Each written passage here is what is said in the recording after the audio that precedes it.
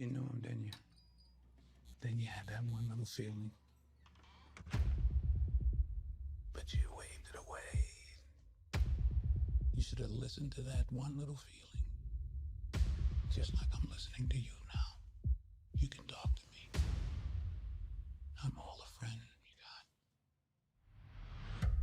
got. You're not exactly a department favorite. Things probably changed a lot since you left. You still gotta catch him, right? Yeah. Look, there's no shame on clicking on this video because you're sick of getting blown up by mines or you're completely and utterly disorientated and lost. The truth is, Woods is massive, but with some simple tricks of using different landmarks and also the compass as well, we can find our way around this map quite easily. So in this video, I'm going to help you guys make sense of this map so you can avoid the mines and survive more often.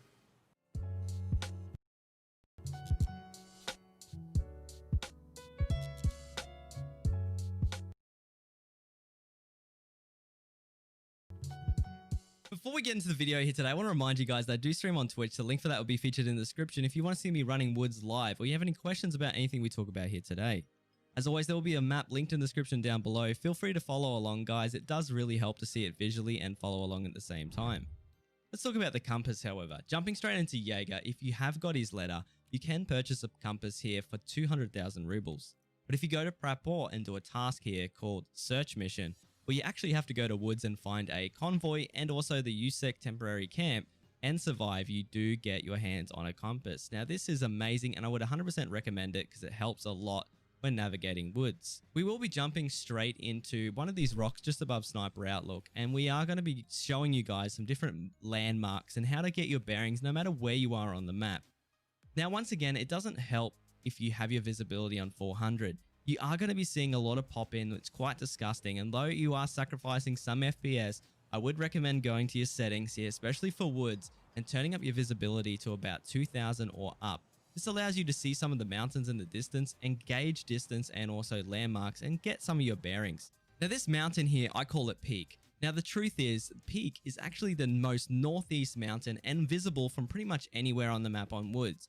If you are confused, get up high and have a look, and that is your most northeast point. That is actually really significant because to the left of it is your more northwest mountain here called Flat Mountain. And now Flat Mountain is also very visible, but Flat Mountain marks something way more significant. Now, what that actually means is it is the start of the landmines. Now, if you see this Flat Mountain, anything along that side from the left of Peak and onwards is covered in landmines. And I mean absolutely covered. The RPG mobile hit of 2019. Once again, back towards the visibility thing, if you do turn it up to 3000, you can see some stuff popping in the distance. These are things like Streets of Tarkov in the distance, or also stuff like Factory. So if you do pay attention, you can sometimes use these as bearings. A really good example of this is if you look over for the smokestacks up in the distance here, or what I call the giant reactors, that is Factory side. And that shows me that the opposite side from Peak is the south side, and that is where my UN and RUAF are. That is the back wall of the map. So if you're ever confused, you can get up high and look for the smokestacks because that is UN and also RUAF. And the truth is the map actually has some snippets here to make it a little bit more obvious of where Peak is on the right and also Flat Mountain on the left.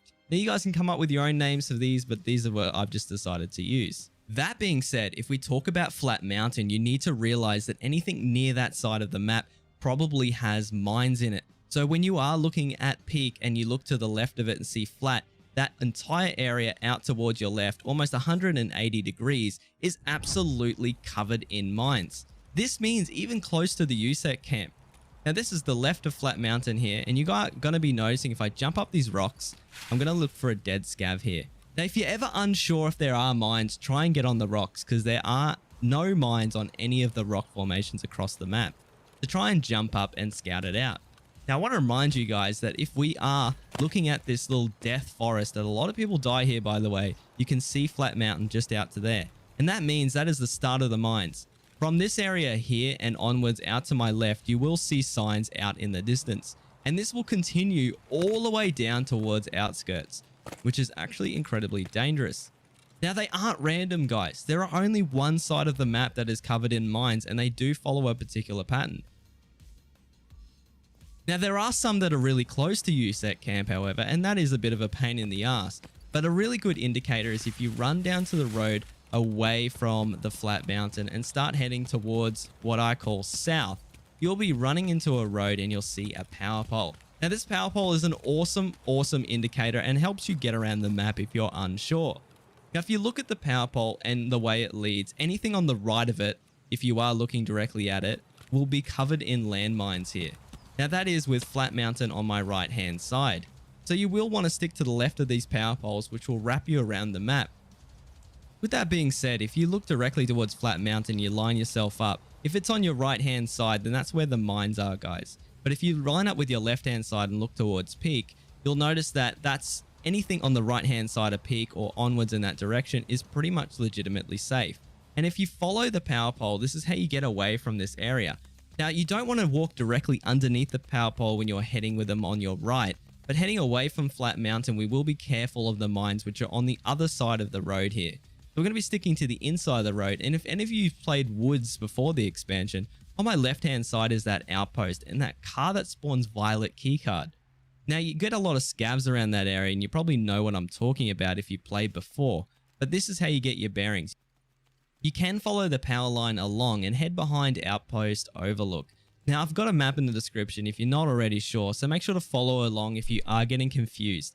I will do a pop-up map for a little, but I won't do it for the whole video as it's quite intrusive. I want to show you guys how to use it without a map, even if you do have it on your second monitor. We will be running along here towards Scav House, which is one of the most common areas here. And this whole area has been expanded with the wall now being collapsed. But on my right hand side is that little bunker you might have been in before called ZB14, which is an extract, by the way. But if you continue to run, and if you're not sure, just follow the wall along, guys, but don't go past these signs. You will see them out towards your right. And this will continue to wrap around the entire map all the way out past Scav House. Now, this will continue to go all the way out towards Outskirts, which is one of the extracts which we're running up on. So I want to remind you that if you're unsure, just stick on the inside of these rocks or the inside of the wall, and you won't have any problems. Although you can go out there to a significant distance, because this time on the mines on my right hand side, there are actually signs, and if you go past them, you are going to be screwed. Now, running up this road towards Outskirts, we will get our bearings here. You'll start to notice this is one of the original extracts. Now, you don't want to go past this extract because you will die to the mines. But if you're not sure where we are, we will be heading away from this Outskirts extract, and we'll be heading down towards the water. Now, this is actually the southmost side of the map, and in the very distance, you can actually see, if you pay attention, you can see Peak Mountain out in the distance there, guys. So we're going to be starting to run towards Cotton Rock here, or starting to head towards the north. If you're ever unsure and you're down this area, if you follow this giant lake with it on your right, you'll start to head towards RUAF. Or if you head towards it on your left, you'll start to head towards Outskirts. Now, if you look in the very distance past Sniper Mountain, you'll see Peak. And the truth is, that is the northeast marker for you right there. And even if you brought out your compass, it would tell you exactly the same. Which means the water down here is the southmost. So if you ever need to come down to the logging camp, or you need to go to RUAF or Outskirts, just follow these simple tricks and use the mountains in the distance. We can run along the water if you're unsure, but I want to remind you that this area is incredibly dangerous. And when you're running along the beach, you have no cover. We'll be heading past the crashed ambulance here and checking for a key. And now this is just East 314, which is a cheeky little key that spawns sometimes. Heading along the water though, guys, we'll be heading towards RUAF. And we've got the new Emricon tent area on our left, but we'll be ignoring it for this video. Running with the water on our right, however, heading towards RUAF, we'll be noticing those smokestacks I talked about earlier. Once again, reaffirming that if you are ever lost, you can look for the smokestacks in the distance, and they'll give you a nice indicator of the south. We're back at that power pole that we used earlier to get over towards Outskirts. Now, this time we're actually going to be heading inland, so we're going to be heading towards the northeast. So this time we're going to be looking for Peak Mountain, and we'll be running with the power poles on our left this time. If you follow the power pole to the east, however, we will actually try to get off the road because you are exposed when you are on the road. Now, running underneath the power poles this time is completely fine if you are heading towards the east here. Now remember, Peak is on my left hand side. So we are heading towards the east because remember, peak is northeast, and then on my right hand side would be the water or south. So we're running with the power pole this time and going to be heading towards the road that leads down towards peak, and we're going to continue to follow the power pole. Now you can go down there towards Sunken Village where there's a new mark circle, and I will be doing a separate video, guys, talking about the loot of this map, so make sure you guys are subscribed for that because you don't want to miss it. Walking down towards the water though, once again, we will be following the next line of power poles. I know, guys, you're probably getting sick of hearing about them, but if you follow them down the road here to the left towards a bridge, you'll find one of the extracts that is there every single time. Now you can pay 3,000 rubles to get out of this car, and it is an incredibly good extract called Bridge Extraction. Now this is, if I bring out my compass just to reaffirm where we are, this is in the northeast. Now you can see north pointing towards Peak Mountain, and as I look towards it, this is the very northeast corner. So if I want to get to the other side of the map, remember what I told you, line yourself up with a mountain and start heading south. Now we're actually going to be doing exactly that, looking at the mountain, reaffirming that it's northeast, and heading towards the south. Now the south is going to be the marker you're going to see on the compass here, and we're going to be heading away from the mountain, up this road, through the village, heading over to what I call UN storage. Now once again, you can keep your eyes on the mountain the entire time, but heading towards the south, we will find another extract in the corner here if you ever need to find it, and this is going to be the Northern UN roadblock. Now this is not for everyone, but it is an unpaid extract, so if you do need to bail ASAP, there is one way to do it. It is in the most eastern part of the map, so if you're ever confused, once again, consult the map and move on. Alright guys, so we're going to be moving away from here towards one of the most original extracts in the game, and once again, reaffirming where peak is, we will be heading towards the southwest this time. And that is towards my left here if I'm lining myself up with the UN gate. Now we're going to be heading through one of the original areas and woods towards Red Brick Factory. And if we are confused, once again, lining up those smokestacks, that reaffirms that we are heading south. We are going to be heading past the red brick building here towards one of the main extracts, and that is UN. So we're pulling up on UN roadblock, and down the very end on my right is the RUAF gate. So I just wanted to throw that in there if you guys are confused, and there are the smokestacks.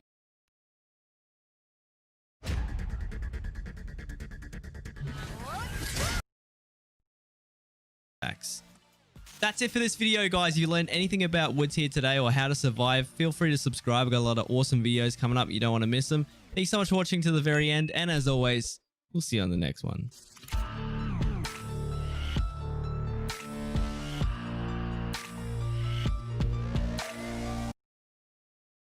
Hi guys, this is Pestillion and welcome to another Escape from Tarkov video. In this video, I'm going to give you some tips, tricks, and a little information that you might want to know about patch point 12.9.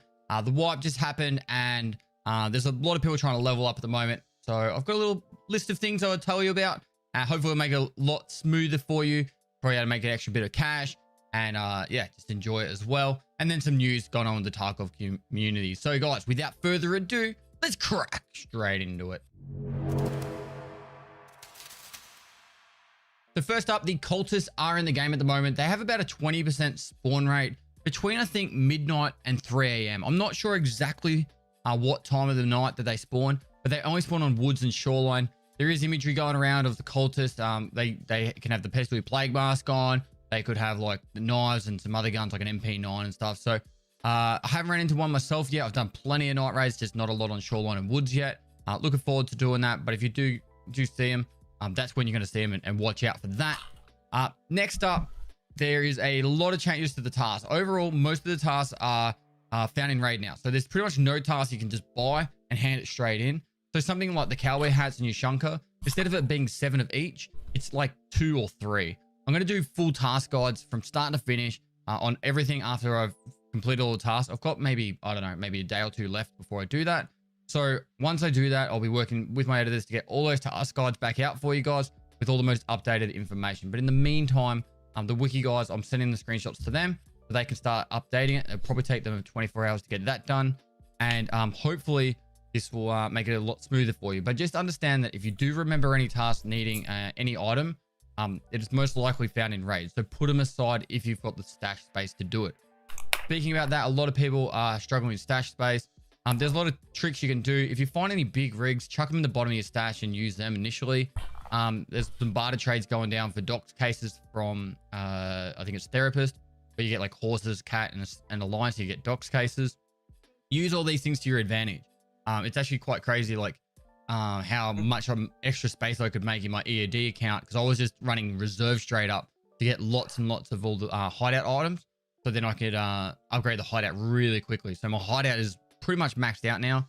It just needs like 48 hours to finish upgrading, because all the last ones take really long to do. Speaking about hideout, try and get the laboratory to level 2 as quickly as possible, because you're going to need it for 60 round mags. There are 3 found in raid 60 round mags required for the ice cream cones, and a lot of people will get stuck on this. The ZB014 on woods has actually been quite bad for trying to loot them. I don't know what changed there, but the only other real way you're going to get them is killer and inside the labs, or maybe some of raiders. So crafting is very straightforward and easy and cheap. So just get laboratory level 2 fairly quickly, and that will help out with that. But yeah, definitely get your hideout upgrading as early as you can. If you get some extra items, any item, the tip I've been giving people is any item you know you're going to need for the hideout, put that one in your container. And if you need it for a quest, leave it out of your container. So then when you die, or if you die, then you can still use it for the hideout, and it's got a purpose instead of just vendoring it. So tip for young players. T-Mobile is upgrading its network at a record pace. We were the first to bring 5G Right there. With the woods expansion, a lot of people getting lost on it. I hear landmines going off all the bloody time because people are running into them. So the biggest reference point I've got for you guys is there a big giant mountain in the distance. It looks huge. Aim towards that, and then aim slightly to the right of it, maybe like, I don't know, 45 degrees to the right of it. And generally that's where the lumber mill camp is, maybe a little bit more. So use that as your reference point. It's a very simple one early on for you to get your bearings. Because if you go away from that in the opposite direction, you'll generally run into landmines and die. It's caught me off guard, so you're not alone with that. I actually walked straight into them as well. Earlier on than that, but you probably already passed this point. USEC and Bear now do have different items that they start with. The USEC will come in with an M4 with lots of 855 ammo, whereas the Bear will go through the AK path. It's actually really cool. I really like that change. It's one of the things I noticed straight away. A lot of people were running M4s with 855, and it was a lot of fun hearing M4s right off the start. And you could kind of tell who was a USEC and Bear from the distance, from the gunshot. So really cool to see that early on. It doesn't make a giant difference, but personally, I think the USEC is better. Comes with slightly better rigs and stuff, but it's only going to last you like maybe 2 to 3 deaths more. The difference is probably 2 to 3 deaths between losing all that starting gear anyway. So it's not like you have to go USEC to have an advantage. Don't play whatever class you want. Now, this is wipe. I've probably done more scav runs than any other previous wipe for how early on the wipe it is. I've actually been really busy with spending time with my family now over Christmas.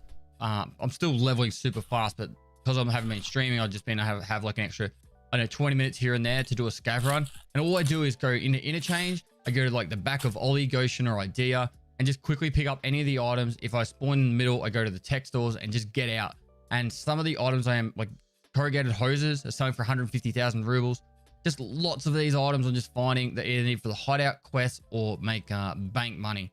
So use your scav runs. It should be a given here, but if you're struggling for cash, every time it comes off cooldown, make sure you use it. Don't mess about with trying to kill 40 players and that. Just grab some items and get out. And if you really want to and you're a little bit better at PvP, go into factory, kill one scav, grab their gear, and just run straight to the extracts. And you can actually like make some really quick cash, maybe 1 to 300,000 rubles every time you go to factory, like every 20 minutes, and you can be in and out within a few like less than usually whole raid less than 1 minute. Next up, leveling up your traders. There's been a lot of people like, oh, how do I like spend the money on each of the traders? Now, I've been noticing lots of really cheeky ways to be able to get that money spent. One of the easiest ones for mechanic, for example, is as soon as you get level 10, go to the flea market, buy a Tetris, and then barter trade it to mechanic for a Bitcoin, and then sell the Bitcoin to therapist. Now, the Tetrises I've been seeing on the flea market between 300k and 360k, and the Bitcoins are selling for 360k. So you're getting both therapist and mechanic leveled up here because the barter trade actually adds to money spent on mechanic. But I've actually been getting Tetrises super cheap. I'm ruining this for myself, but some people just seem to be putting them up for like 50, 60, 70,000 rubles cheaper than the Bitcoin sells for. So take advantage of that. You can do this with lots of other traders too. So Ragman, for example, I see Vulcans up for the same price that you can sell them. I think it's about 150k. So I was just buying some Vulcans every time that people would put them up because they're not a popular helmet. And you get, you know, a couple of sells there, bam, you've just got 300,000 rubles done from Ragman, and it costs you nothing. So obviously those two are going to go to shit for a little bit, but just take this into mind. Like weapons go to Jaeger, you know, like all the items that would go to each different trader, you can just buy them on the fleet around cost price, or the cost sell price, and then sell them. You'll get your money spent really quickly. And personally, I think it's a really easy way of doing it. So make sure you do that if you're struggling to get the money spent and you don't want to waste too much money. Just be very careful though. You don't want to like rip yourself off and get stooged. Next up, the Christmas/New Year bonus was taken away with the wipe.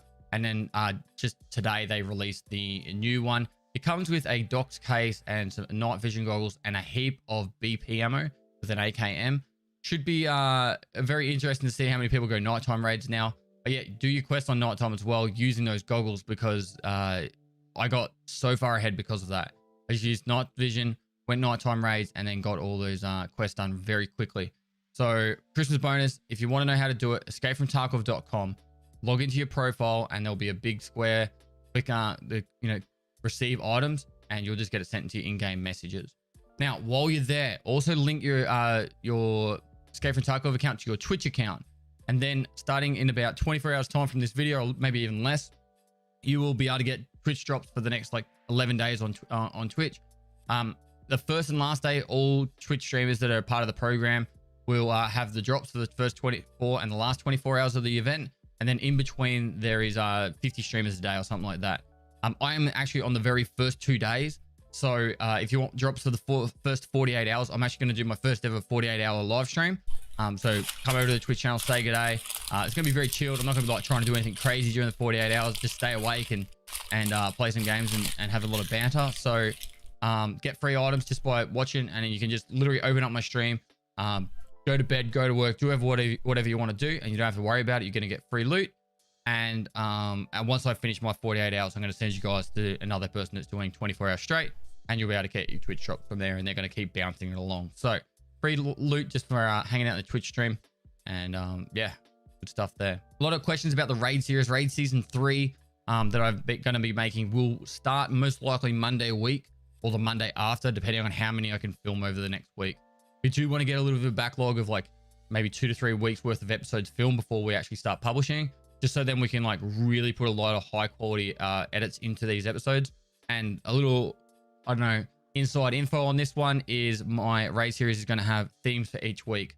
So the ones I've got at the moment is they're going to be like, it'll probably be like questing for 1 week, PvP for the next week, money making for the week after, and it'll just go back to the start. And it's going to bounce all between those 3 continuously until we get to the capping container again. So hopefully you guys will enjoy that.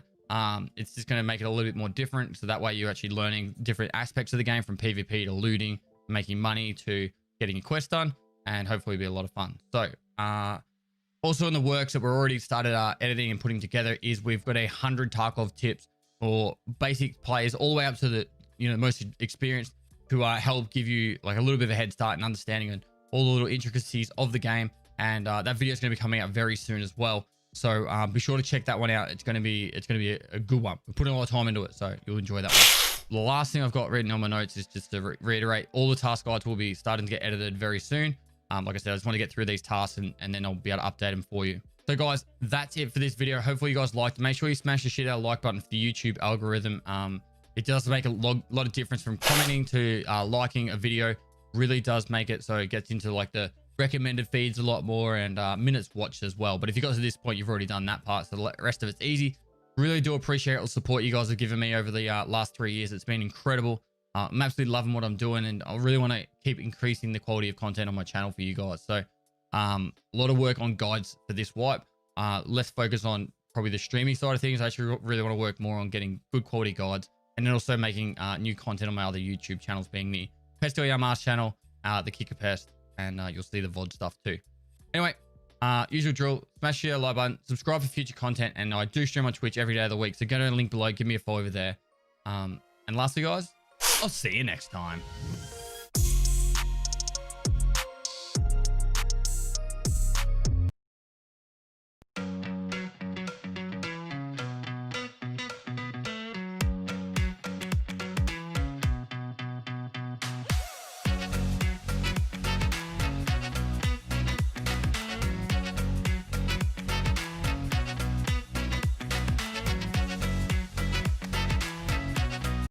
Hi everyone, it's Gigabeef here, and today we're going to start off with a question. If you had a weapon with two hypothetical attachments, both with minus 50% recoil, what would the final recoil of your gun look like when you applied them?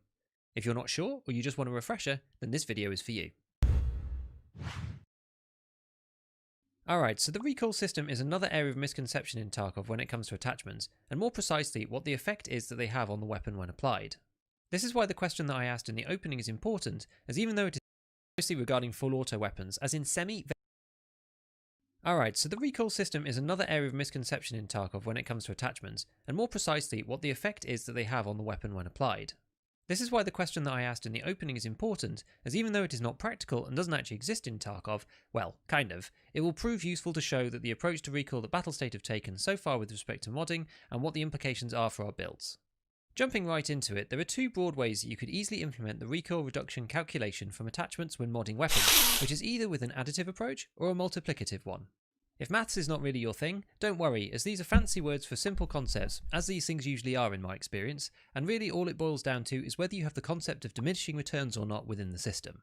With the multiplicative approach, the more recoil reducing parts you add, the less effect they start to have on the overall build. This system is similar to having to distribute stat points in an RPG, where it gets progressively more expensive as you go higher in a specific stat, or something that we do particularly in Tarkov, which is deciding on recoil versus ergonomics. Some of the meta builds don't slavishly follow minimum recoil only, because if you have to pay for that extra 1% of recoil with 10 ergonomics, most players will choose to sacrifice this on the basis of gaining a lot of ergo instead. These are just two examples of how a stat gets progressively more expensive, so to speak, relative to something else as you add points to it. Now, you might assume that this is how the recoil system works in EFT, and I've spoken to so many players that just believe that this is the case. It is so common in games to have it work this way that people assume sometimes that this is exactly how it does work. Like fantasy? You're gonna love this. Join forces with your friends in clan events and boss battles. Over 10,000 possible builds per chance. What this means is that if you had a weapon with 100 recoil and two 5% recoil reduction attachments, each would reduce the overall recoil by 95%. So you get 95 and then 95% of 95, which is 90.25. As you can see, the recoil reduction of the second is less than the first, and if we kept on adding attachments, we'd find that the last few reduced the actual recoil number by the least amount. Obvious but important to point out here is that the percentage change in recoil for each step matches what the number of the attachment says, i.e. 90.25 is 5% less than 95. That is all well and good and describes a multiplicative approach, i.e. the recoil benefits are multiplied together before being applied to the weapon's recoil to get to our end result. However, Tarkov does not use a multiplicative approach, instead favouring an additive one. In this scheme, all of the recoil increases and decreases from all the attachments are added together and applied to the base recoil in one go. In our example above, this would give you 5% plus 5% for a 10% reduction and result with a weapon that has 90 recoil from a base of 100. This is very close to our other example, but this is because the numbers that we're talking about are quite small. As the numbers get larger, the additive approach deviates from the multiplicative one and gives greater recoil benefits as the overall recoil reduction applied to the weapon increases. In contrast to the previous method, adding a new attachment gives a greater percentage decrease in recoil than you would expect just from looking at the stat in isolation. For example, if we're at 50 with 100 base recoil already and we add another 5% attachment, this will take our weapon to 45, which is actually a 10% improvement for the 50 that we were at before, as it's a 5% improvement versus the base recoil. Now that we know how the attachments actually work and how to apply their benefits, what do they apply to? With the additive approach, you need a base weapon recoil in order to apply all of these recoil reductions. This can be seen easily by going into the preset window for any weapon and pressing New. This gets you to the base weapon as far as Tarkov is concerned, and this is the number that is used when making the calculations. This is important for a number of reasons. I'm sure most of you have noticed that stocks on various weapons give most of the recoil reduction for a particular gun. These usually start at about 30%, which makes sense clearly as using the weapon with no stock or it folded down is pretty difficult for most weapons chambered in a decent caliber. However, the flip side of this means that weapons that have fixed unchangeable stocks like the MDR don't benefit from mods as much as those with replaceable stocks like the M4 because their base recoil that Tarkov looks at is so much lower. This is compensated for somewhat by making the starting recoil fairly low, but because it's that anchor that all the recoil calculations are made from, you can never get down to the super low recoil that the meta guns have.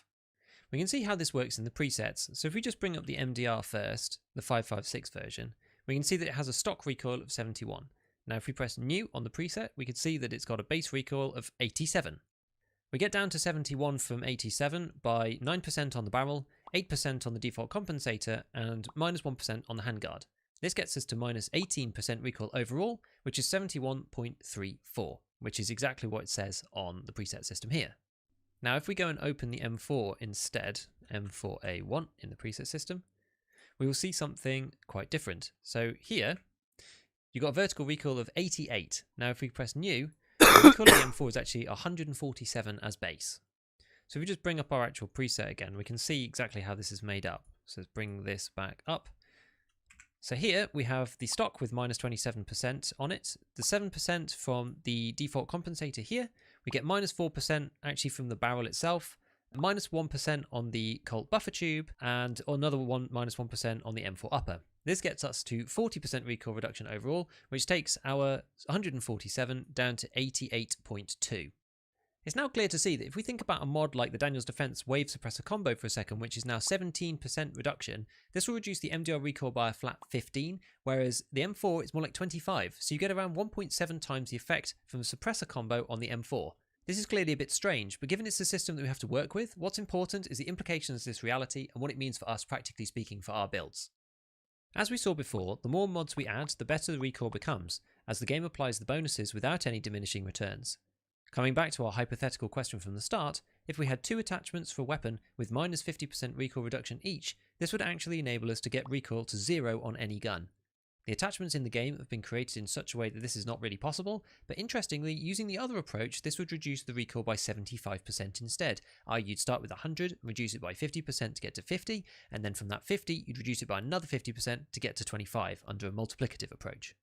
Interestingly, there was a fun Reddit thread recently showing that it was technically possible to get to negative recoil for a very short amount of time in the new wipe, which was as a result of being able to incorrectly apply a second stock over the top of the base ADAS stock at the same time. This was patched almost instantly, but shows that this is indeed how the recoil system functions in Tarkov, and a negative recoil is actually possible if you can stack enough mods.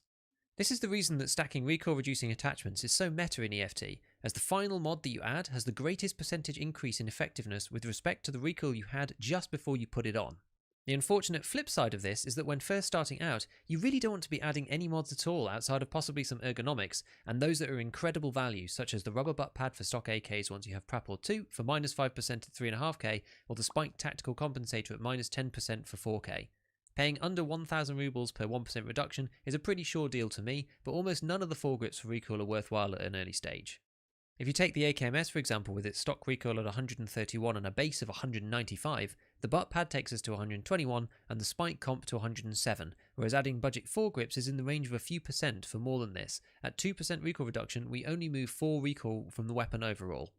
Now, this is mostly regarding full auto weapons, as in semi, various guns are fairly usable even with high recoil numbers, but I noticed this when making my flea market and tier 3 trader guide for the M4 last wipe. Kind of no matter what you do, you end up in the 55 to 60 recoil territory, and that is simply because you're losing a few points of recoil on each attachment, which all add up to making most builds quite average. As an alternative, potentially you might want to look at the guns that have base low recoil like the SMGs, as these weapons handle well without an additional ton of mods. My favourite is the MP5 SD, which I've spoken about before and is buildable at Peacekeeper 2 and has crazy low recoil. The Vector also looks like it falls in this category, although I haven't actually been able to test it enough yet to verify. So hopefully you learnt something today. Please do consider dropping a like and a sub if you found the content useful. It really does help out the channel. You can also follow me on Twitter and Twitch to catch me when I'm live. Well, until then, I'll see you next time, and as always, have fun in your raids.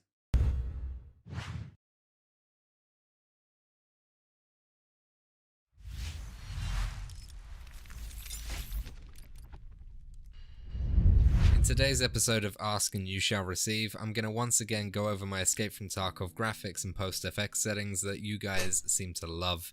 I'm going to be going over some updated little things, including how to uncap your FPS from that 120 FPS game limit if your computer can handle that, and boys, it's going to be a good time. So without any dilly-dallying, let's go over each tab in the settings menu to make sure you've got the best settings that you can possibly have for Escape from Tarkov. We'll start in the Games tab and then move our way from left to right, and in the Game tab itself, a lot of it is personal preference. For example, Quick Slot, Stamina and Stance, Health Condition, all of that, for me is set to Auto Hide. And that basically means unless you're doing something that involves that UI popping on screen, like reloading or changing your stance or getting hit, for example, by a round or a melee weapon, then they won't just stay on your screen. Of course, if you want to know all of the time what your health condition is, then you can set it to always show, for example. And you can change your health color scheme to black and white, or you can change it to colored, which means green, yellow, red, black. And that's just personal preference. The only thing that I do recommend you change, and if you don't have a lot of RAM, and I mean like a lot of RAM, like 64 gig or higher, I recommend you turning on Auto RAM Cleaner, and that is because Escape from Tarkov is notorious for eating your RAM even more than Chrome. So I recommend turning this on. It will impact your frames, but from my experience it's only about 5 frames per second, so it's not a massive deal, but I recommend turning this off. My FOV is set to 75. Now I know a lot of people say if you set it to 50 then hitboxes are bigger. Well, 1, 50 FOV makes me feel physically sick, and 2, I would rather see my peripheral a bit more, so 75 FOV helps me see more of my surroundings, which allows me to pick people off in the distance if they're running from right to left in the top corner of my screen, for example. I've also turned head bobbing all the way down because that also makes me want to die. Now we're going to move over to our graphics tab, but before I go into each setting individually and why I've picked them, we're going to go over how to uncap your FPS. Now it's very simple on both AMD graphics platforms and Nvidia graphics platforms, but you need to go into your control panel for your graphics card to be able to do this. Notice that in my game settings my screen mode is set to full screen and my VSync tick box is ticked, and this is to take advantage of the uncapped FPS to its fullest. So to go and do this on Nvidia graphics cards, you're going to want to go into your Nvidia control panel, then go down to 3D settings down the side, and then click the tab that says manage 3D settings. Under global settings you'll see a bunch of features that you can change, and we're going to scroll down until we see vertical sync. Now usually this is set to use the 3D application setting. We're going to change that to off. Once you've changed it to off, simply click apply and then there you go. Now for AMD this is very similar, and you have to excuse the fact that I don't have an AMD graphics card, so you're not going to have any visual cues on screen. You're just going to have to go from what I've told you, and you're going to have to open the Radeon software just simply by right clicking the desktop, then go to the gaming tab in the top left. Under global settings you'll see a setting that says wait for vertical refresh. This is what VSync is, and you're going to want to set that to always off. And once you've done that, you can go back into the game settings and you're